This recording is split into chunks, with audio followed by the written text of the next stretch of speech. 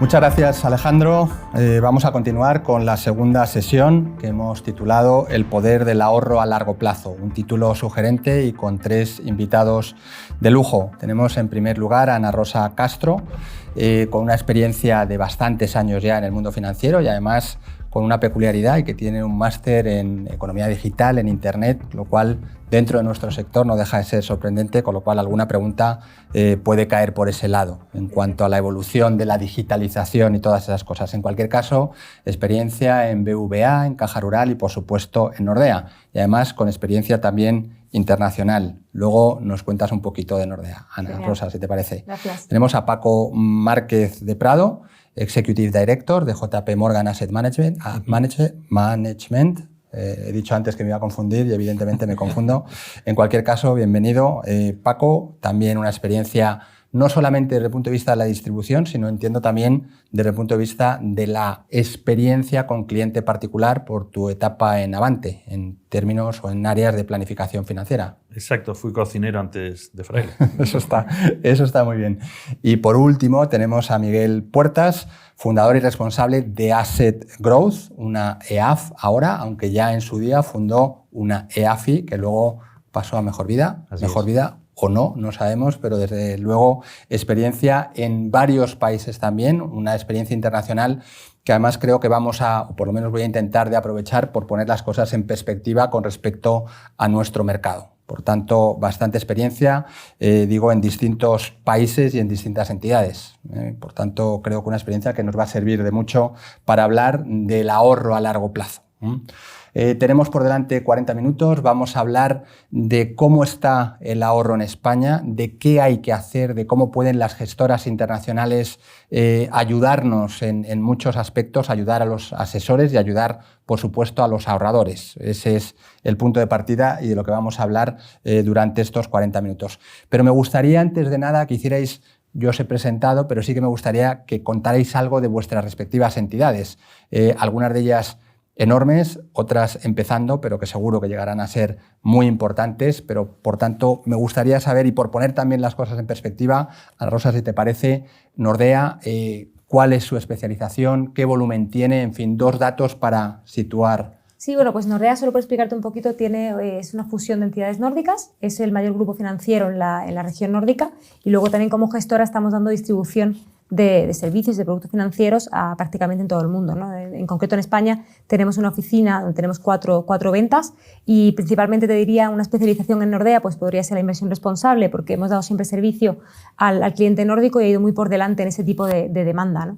Así que por ahí creo que es un tipo de especialización que tenemos y por otro lado la gestión de multiactivos, donde tenemos un equipo que es digamos más experimentado dentro de Nordea y que nos ha dado más fondos estrella en lo que llevamos de trayectoria con la casa. Así que un poco por resumen de la casa diría esas 2 cositas. ¿Qué volumen tenéis? Pues estamos en torno a 200.000 millones. Sí. 200.000 millones. Sí. Por ponerlo en perspectiva, 200.000 millones es más o menos lo que tienen todas las gestoras internacionales aquí en España.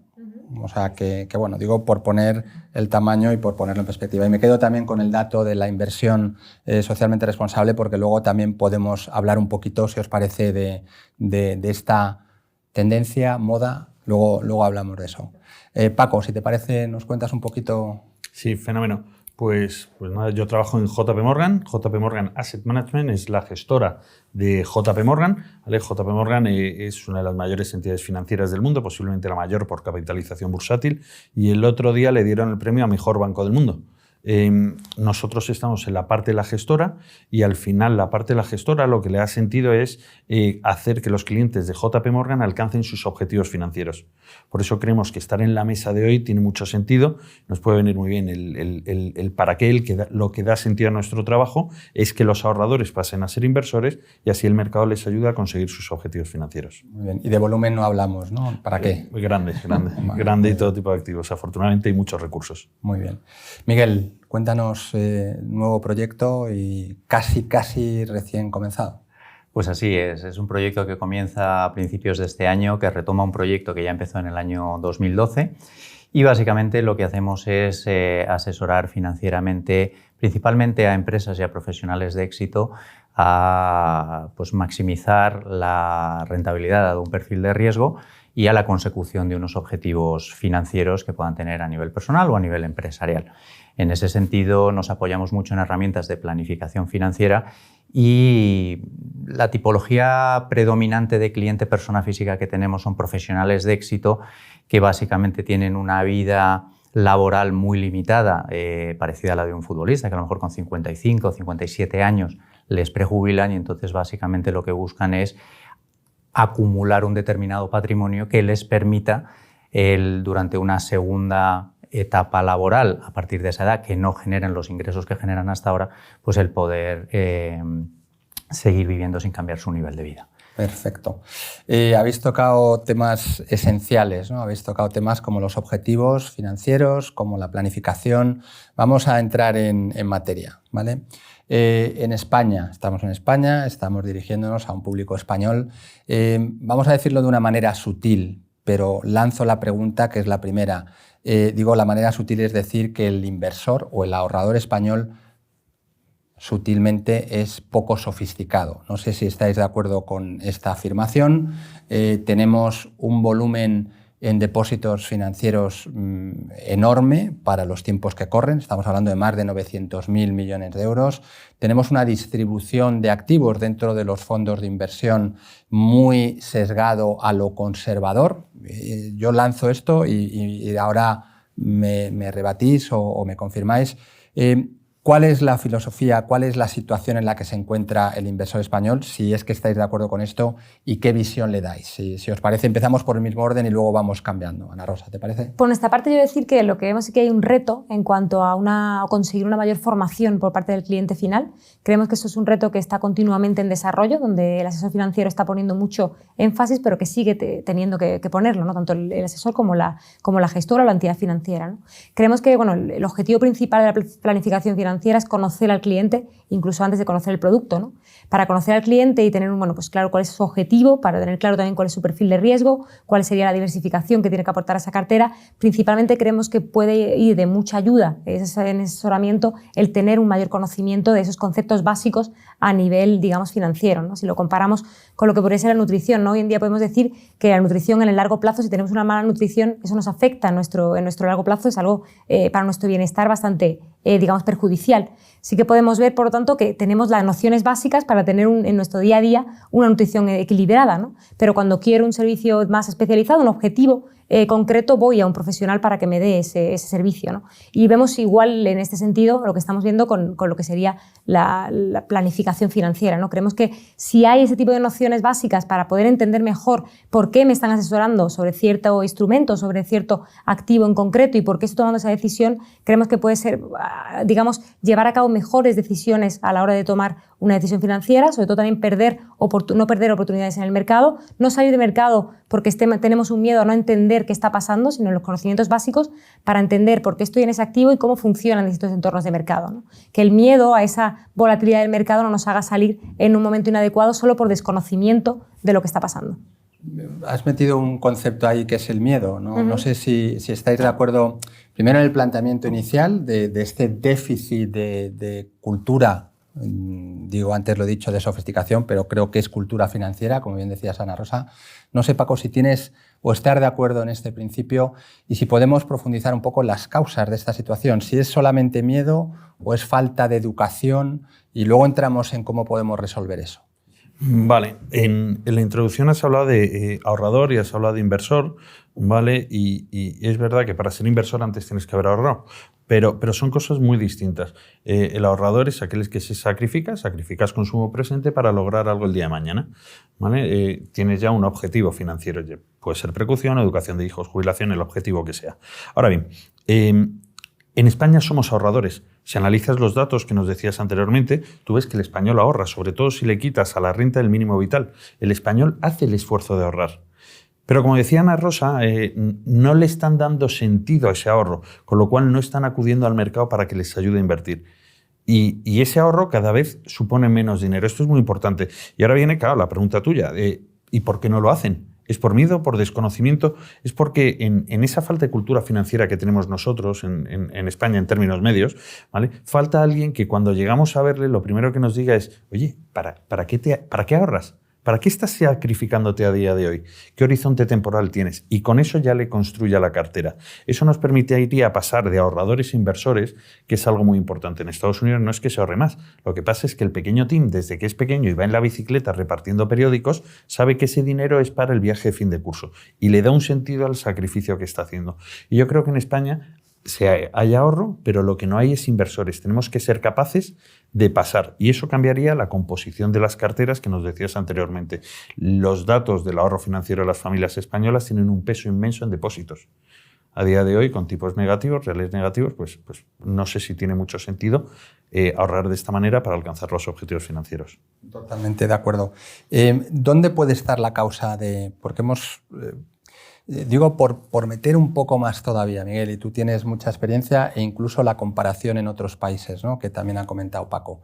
¿Dónde está la causa? O sea, ¿es un tema de las entidades, vamos a ser buenos, que hemos trabajado históricamente en el sector, que nos ha preocupado otra cosa y que no nos ha preocupado dar esa formación? ¿O es el propio interés del inversor, ahorradores, vamos a decir el español en general, y así no hacemos la diferencia? ¿Cuál crees, desde tu punto de vista y con tu experiencia, que es la causa, cuál es el origen de esta situación? Yo creo que hay diversas causas, ¿no? La primera es un poco lo que hemos vivido de nuestros padres y nuestros abuelos. Cuando has vivido una época durante los años 60, 70, 80, donde las inversiones inmobiliarias han sido inversiones que han dado una rentabilidad extraordinaria y la gente no tiene en cuenta el que no tenían una valoración de los inmuebles diario, que es algo que afecta mucho a decisiones de inversión que ahora comentaremos. Pues claro, cuando tú aguantas una inversión que ha ido bien direccionalmente durante 20 años, la rentabilidad es muy grande, ¿no? Entonces, escuchamos comentarios del tipo de es que como en el ladrillo no se saca rentabilidad en ninguna otra cosa. Yo muchas veces le digo al cliente, vamos a comparar peras con peras, vamos a ver qué rentabilidad ha dado el índice americano, el índice europeo en 20 años sin haberlo tocado y vamos a ver si realmente es así, ¿no? Entonces, pues yo creo que hay ahí un efecto de primero toco lo que es mío frente a un apunte contable de un fondo de inversión y el periodo de tiempo que se ha tenido, ¿no?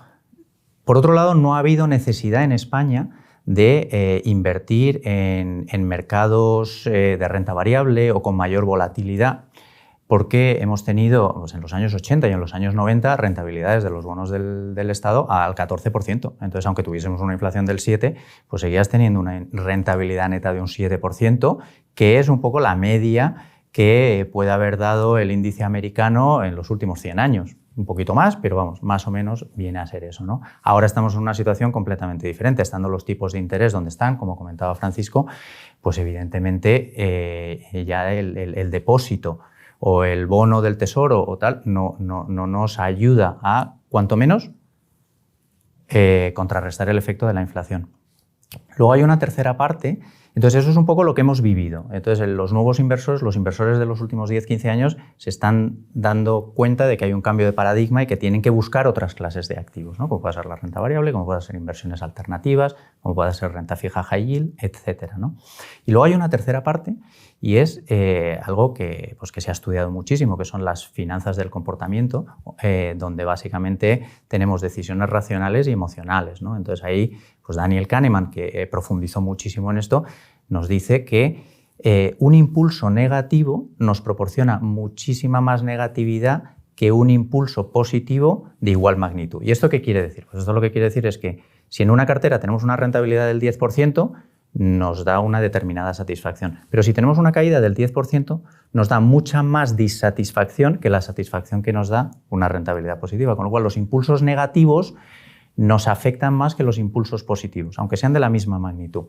Entonces, ¿eso qué es lo que hace? Pues eso lo que hace es que a un inversor que se siente solo en determinados momentos tome decisiones irracionales o que quiera apartarse de estímulos negativos, como pueda ser inversiones en renta variable, donde en un momento dado te puede caer un 5% o un 10% la inversión, ¿no? Y ahí es donde creo que ayuda mucho la labor del asesor financiero y el profesional, donde un poco le ilustra en un periodo largo de tiempo lo que suponen esos vaivenes, ¿no?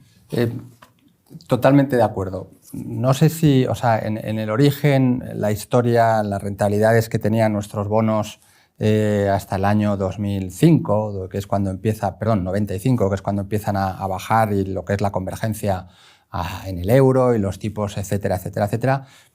Vale, pero como decía el chiste, hay alguien más, porque claro, han pasado muchos años, ¿no? Estamos hablando de más de 20 años con tipos de interés normalizándose hacia el entorno europeo, etcétera. Entonces, ¿podemos buscar otra explicación en lo que es la propia estructura del sistema en España? Y esto puede cambiar con figuras como las EAF o como las entidades independientes. Digo, vosotros conocéis muy bien el sector, extraordinariamente bien, porque estáis yendo a distintas entidades.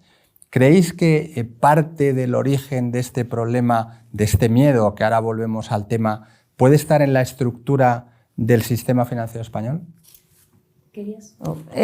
Por mi parte, decir que ahí lo que vemos principalmente es algo que ya se ha comentado un poco, es que a nivel cultural, como estamos mirando mucho en España, quizá el inversor y el ahorrador está mirando mucho el corto plazo y nos preocupamos menos por el largo plazo. Al mirar el corto plazo, pues no nos preocupa tanto un objetivo de jubilación, como antes comentábamos, o de el estudio universitario de mis hijos, ¿no? Estamos más preocupados en nuestro día a día. Eso también ha hecho que, al preocuparme menos por ese mayor eficiencia del ahorro, pues tengo un menor conocimiento de ciertos términos o de ciertos conocimientos que debería conocer para poder llevar a cabo decisiones más eficientes, ¿no?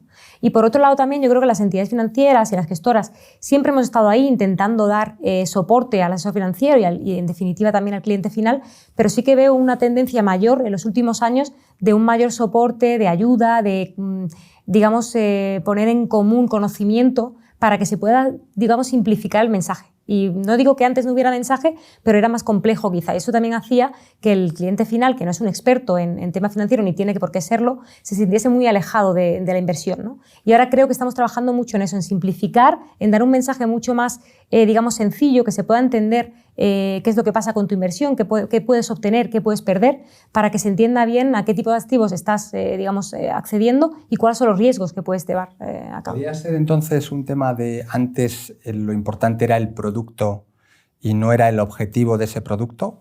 Paco, no sé si por ahí puede ir o tienes... Yo creo que has dado la clave. Has dado la clave fundamentalmente porque, primero, el inversor español hasta este momento solo se fijaba en su ahorro financiero. No se da cuenta de su patrimonio, tiene una vivienda donde tiene una parte muy importante de su ahorro, y tiene una fuente de rentas, empresa, jubilación, salario, que lo tiene en España. Además, te invertían en el financiero, lo consideraban todo en España. Hacías un pan con unas tostas, concentrándolo y no diversificando, ¿vale? Afortunadamente, todo esto ha ido cambiando por una cosa muy importante que habéis dicho, que son los tipos de interés. Los tipos de interés antes estaban en el 15%, han ido bajando. El negocio tradicional bancario era cogías dinero y dabas hipotecas, cogías dinero y hipotecas. Con tipos de interés altos tenías mucho más margen para tu cuenta de balance. Ahora se está prestando mucho más atención a lo que es el fuera de balance, se está prestando mucho más atención a lo que es el ahorro y cómo canalizar la inversión. Y esto está siendo algo diferencial durante los últimos años, porque al prestar todo el mundo atención empieza a haber competencia. Creo que era Dan Smith el que decía que la libre competencia mejora la cantidad y la calidad de los servicios, ¿vale? Y al tener que competir por ese servicio de dar servicio a los clientes y que entiendan el para qué, es lo que está haciendo que evolucionemos. Y ya no te hablen directamente del producto, sino que traten de ayudarte a hacer una planificación y te ayuden a hacer una diversificación y después tengan en cuenta todo tu patrimonio para que esa diversificación sea real. Se avanzó muchísimo, pero personalmente creo que todavía nos queda avanzar mucho y no hay más que ver los datos de depósitos frente a lo que es inversión. Es que lleva tiempo.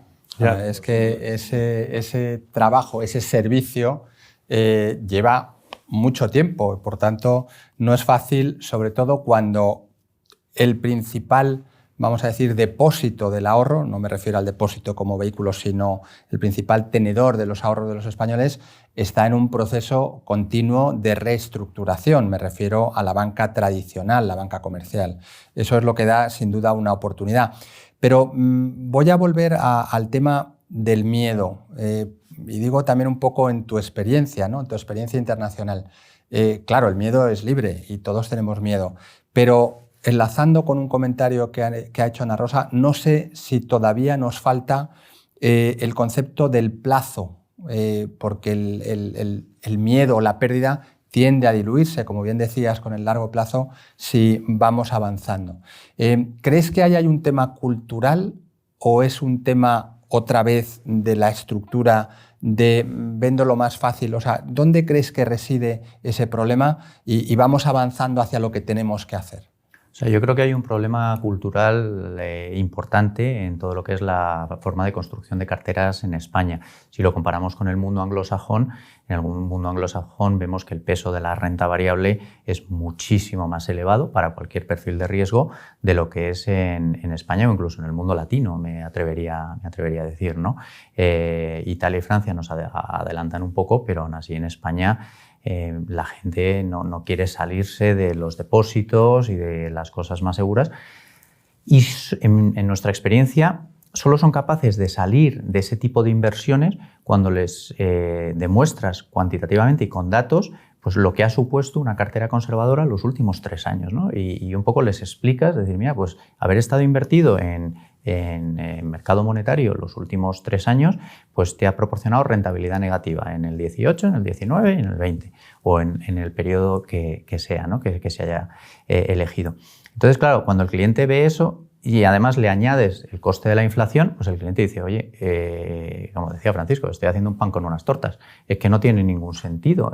Para esto no tiene sentido asumir riesgo, ¿no?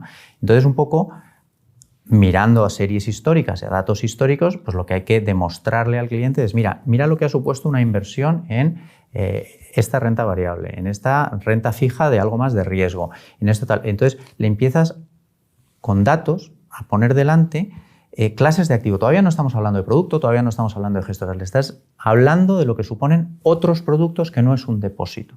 Y además le explicas por qué un depósito no va a volver al 4% que estaba con la crisis de la deuda española o soberana europea periférica, ¿no? Y entonces dices, esto no va a volver con los tipos donde están ahora.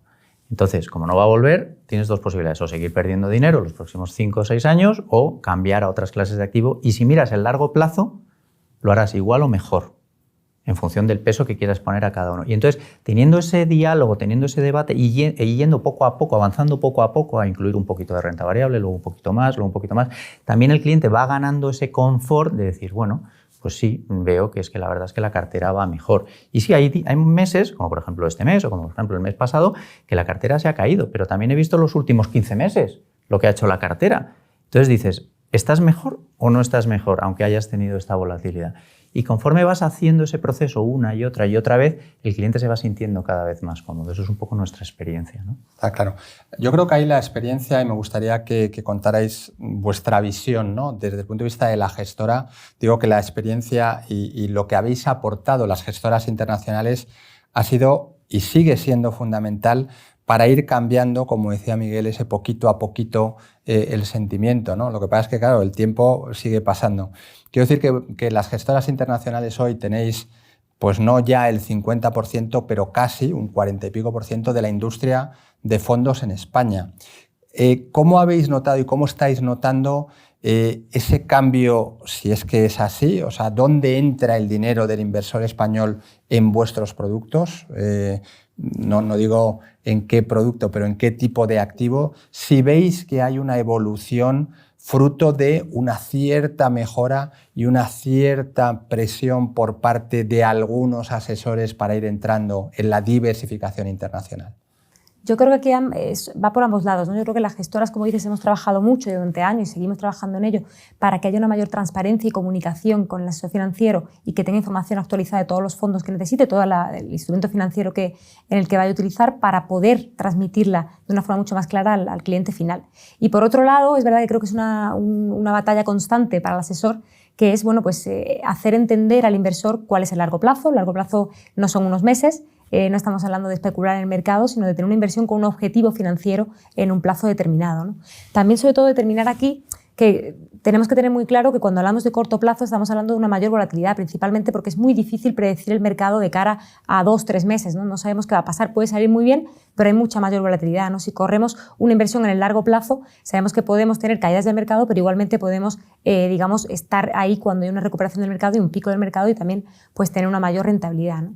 Así que por nuestra parte sí que vemos cierto cambio, todavía creemos que el mayor grueso del inversor está orientado más hacia producto financiero más conservador, activos, bueno, como podría decir, fondos multiactivo, mixtos y sobre todo también en renta fija, algo conservador, que sea capaz de dar una alternativa también a lo que decíamos antes, tanto depósito o tanta dinero en liquidez que vemos en las cuentas bancarias, ¿no? Si hay algo por ahí con baja volatilidad, creemos que es algo que miran con mucho mayor interés a la renta variable de por sí, ¿no? Sí que vemos el interés del asesor en entender y en explicarle al cliente final que hay una necesidad también de diversificar, ¿no? Y que si quieres tener una rentabilidad en el largo plazo interesante, también es importante darle un visionado a lo que sea renta variable para tener aunque sea una parte de la cartera ahí que te pueda dar mayor rentabilidad.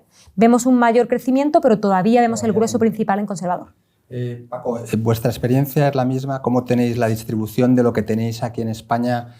¿Notáis alguna diferencia? Y luego hago una pregunta un poco capciosa. Vale, ahí hay dos temas. El primero de ellos es qué estáis haciendo, como nos decías, para apoyar esa distribución, ¿vale? JP Morgan por tamaño, como decíamos anteriormente, afortunadamente tiene muchos recursos, ¿vale? Para que os hagáis una idea, en research de compañías se gasta 350 millones de euros al año, ¿vale? En tecnología, 12 billones la entidad financiera, ¿vale? Eso lo utilizan y han generado un programa que se llama la Guía de los Mercados, el Market Insight, que seguro que habéis visto muchos asesores que la llevan debajo del hombro para ver a sus clientes. Para eso que decía Miguel que es tan importante ir teniendo esa conversación con el cliente, fíjate lo que ha pasado, no hay producto aquí, lo que ha pasado en el tiempo, si estás invertido, si tienes este plazo igual te compensa asumir un poquito más de riesgo porque han acumulado ese cambio de mentalidad tan importante para que vayan perdiendo el miedo. Después, en la parte de producto, ¿vale? Lo que estamos viendo es que ha habido un movimiento de los más conservadores hacia multiactivo. Porque es verdad que con la situación de tipos que hay actual, no sé si existe un cierto riesgo asimétrico en los activos más conservadores, ¿vale? Y el multiactivo es un modo de ir metiendo renta variable a la gente para que vayan asumiendo ese riesgo. Y muchos asesores me dicen, no, yo estoy más tranquilo de esta manera. Los últimos años que hemos visto una demanda muy importante en temas de activos reales, ¿vale? Que eso es muy importante porque es una manera de diversificar la cartera que tradicionalmente no teníamos, ¿vale? Desde invertir en infraestructuras, en puertos, en inmobiliario, ¿vale? Vehiculizado a través de un fondo de inversión.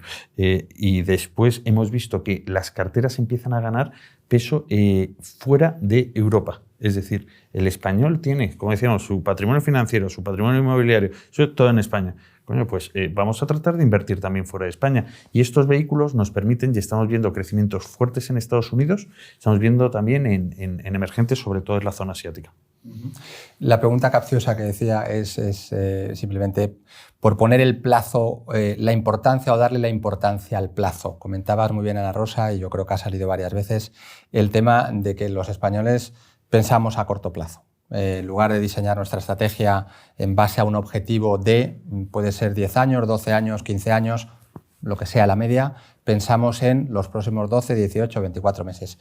¿Eso lo notáis lo voy a formular de otra manera, cómo de importante es el valor liquidativo al final del trimestre del año en la actividad, en la actitud de los españoles en general? Es decir, ¿tiene importancia? ¿Se producen, veo la comparación y fuera o...? Todavía se sigue viendo. Yo sigo viendo todavía mucha, como te decía, pues principalmente ese corto plazo a nivel ya de, bueno, pues en un mes concreto estoy viendo una caída que a lo mejor no esperaba en este fondo o en este instrumento financiero y me preocupo más de lo que quizás te deberías de preocupar si en el largo plazo estás obteniendo el objetivo que estabas buscando, ¿no? Que yo creo que es lo importante, no mirar tanto ese corto plazo, que sí que lo sigo viendo en el mercado, mirar ese valor liquidativo de una forma muy constante. Yo entiendo que se pueda mirar porque es tu inversión y te preocupa, pero quizás poniéndolo en contexto, que yo creo que es lo importante, ¿no? Yendo con esa duda o ese miedo que decíamos antes a tu asesor financiero, que es quien te va a hacer entender cuál es el contexto, ¿no? Qué ha pasado en ese momento determinado, a un mes, a una semana en el mercado, y sobre todo también seguimos cumpliendo nuestro objetivo o no estamos cumpliendo ese objetivo, ¿no? Que no me preocupe tanto un bache en el camino, sino que me preocupe cómo he llegado ahí y si llego de verdad a ese, digamos, destino donde quiero llegar. Y todavía creo que queda mucho por avanzar ahí, por parte de la gestora seguir dando formación por ahí y por parte del asesor financiero, que como decía es una batalla que tiene que seguir corriendo, saber que hay riesgo en la inversión, pero que el riesgo no está en la volatilidad de los mercados, está principalmente en el riesgo de no poder alcanzar mi objetivo, ese objetivo de jubilación, ese objetivo concreto que tengamos. Pero sufrís, vosotros también, Paco, ¿no? Bueno, esas llamadas de, es que compré a 102 y está a 97 mi valor liquidativo. Es que, claro, tío, compraste hace un mes, tu objetivo financiero es dentro de 5 años. Dale plazo porque hablamos de que esto podía pasar. Si llegas a decirme que te vas a comprar una vivienda dentro de 3 meses, igual no hubiésemos buscado una cartera con esas características. Yo creo, y lo has dicho perfecto, es que el eslogan me ha encantado, el mayor riesgo es no alcanzar mi objetivo financiero. Y el problema es que no somos capaces muchas veces de pensar en términos de objetivos financieros. Yo creo que eso es la labor de los asesores financieros, Miguel, de poner ese objetivo y de ayudar a conseguirlo, ¿no? Con los instrumentos que brindan las gestoras en general.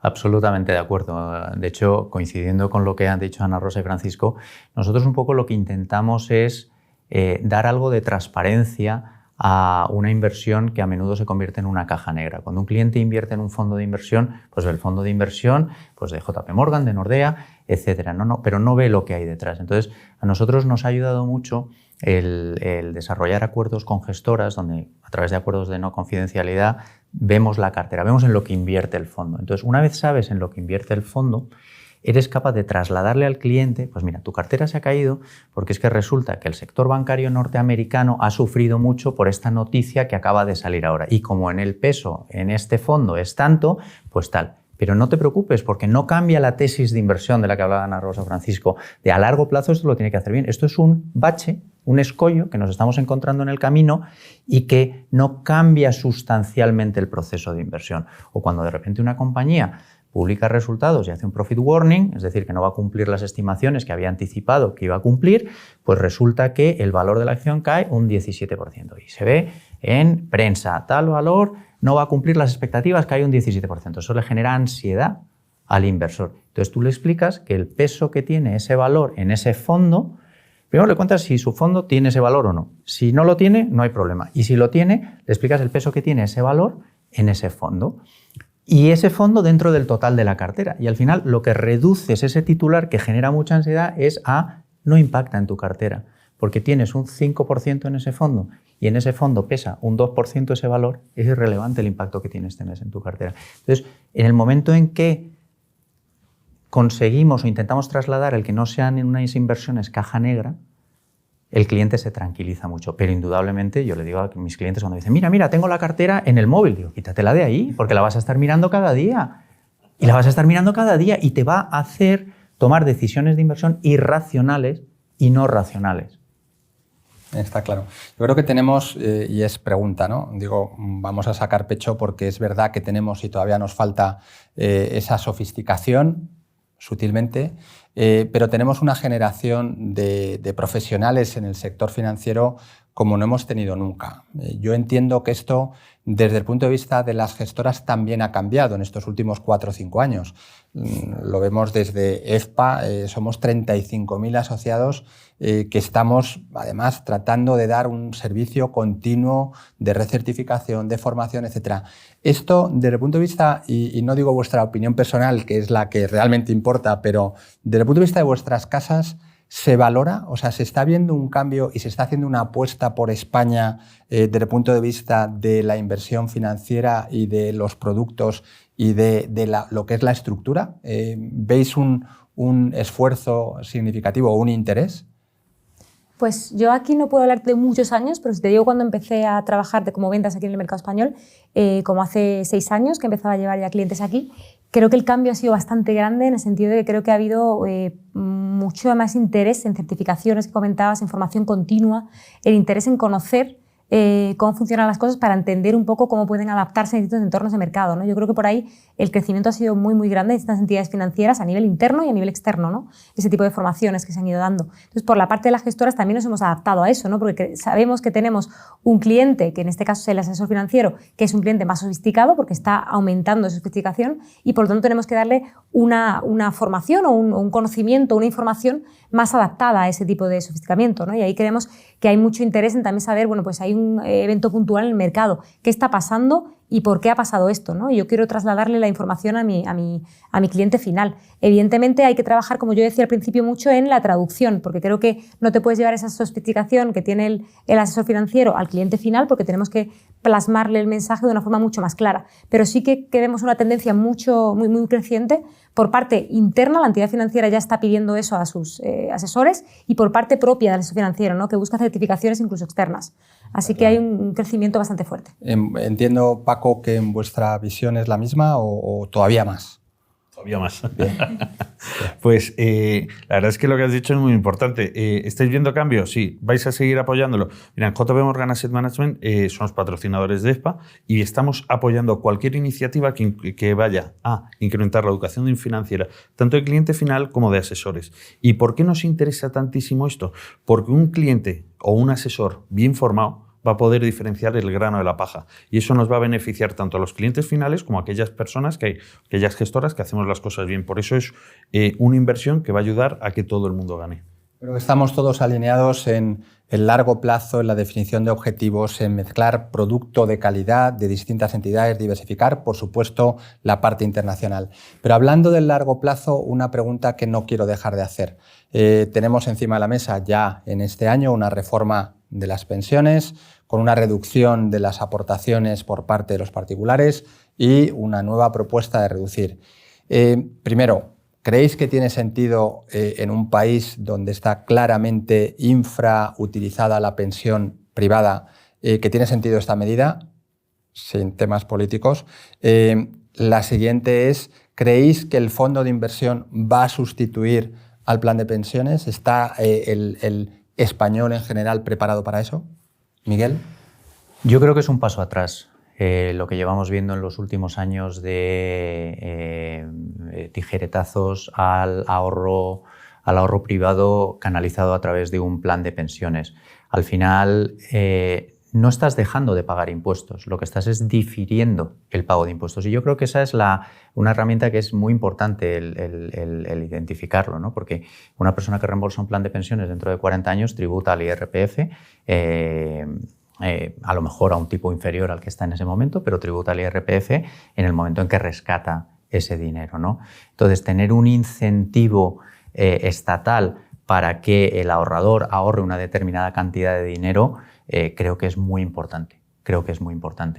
En ausencia de... Y además es que compara negativamente con otros países. En Estados Unidos es que anualmente se va subiendo el límite que se puede aportar cada año. O sea, yo recuerdo cuando trabajaba en Estados Unidos en el año de 2005-2006 estaba en $17.000 y ahora está por encima de los $25.000, ¿no? Entonces ves que lo van adaptando esa cantidad a la inflación. Y esto es muy importante, ¿no? Esto es muy importante porque en ausencia de esto, claro, una vez hemos tributado, si queremos invertir el dinero y tenemos esa disciplina, un poco como comentaba Francisco, ¿no? De sacrificio presente para tener consumo futuro, pues hay que utilizar otros vehículos. Si el plan de pensiones no es un vehículo que podemos utilizar, el fondo de inversión o las inversiones directas van a serlo. Con lo cual, totalmente de acuerdo contigo que ese es el vehículo a sustituir. No sé si queréis añadir algo muy rápido al respecto o tenéis algún comentario. Totalmente de acuerdo. Creemos que es una alternativa, un complemento a la futura, digamos, pensión, que creemos que cada vez está en mayor auge, principalmente por eso, porque tiene muchas ventajas y creemos que es una forma también de pensar en el largo plazo, ¿no? No planearme solo lo que tengo a corto plazo, sino planearme que tengo que quizá buscar un complemento a esa posible jubilación. Muy bien. Perdóname. Lo que sí he visto yo en el mercado español es que decimos invertir en un fondo. Tú no inviertes en un fondo. Tú inviertes en los activos subyacentes de un fondo.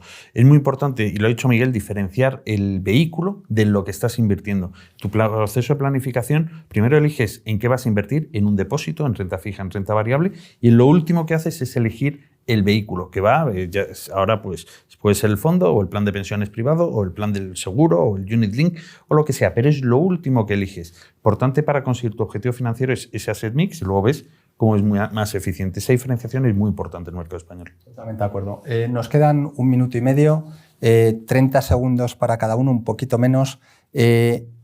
Tendencia o lo más importante, lo que queráis destacar de todo lo que hemos hablado en eso, en 20-25 segundos.